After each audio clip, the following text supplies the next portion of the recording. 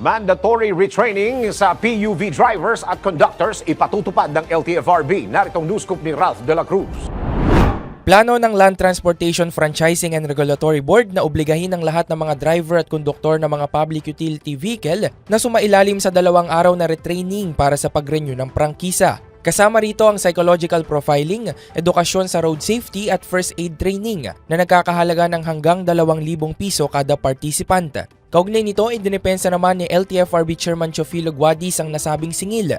Giit ni Chairman Guadis, layunin ng programa na bawasan ang mga aksidente at insidente ng road rage sa pamamagitan ng pagsuri sa mental at emosyonal na tugon ng mga driver sa tensyonadong sitwasyon gamit ang simulation tests. Hinihikayat din ng transport operators at cooperatives na magtayo ng sariling driver academies para mabawasan ang gastos. Unang ipatutupad ang programa sa mga bus at truck driver sa Metro Manila at unti-unting palalawakin sa buong bansa sa loob ng 3 taon.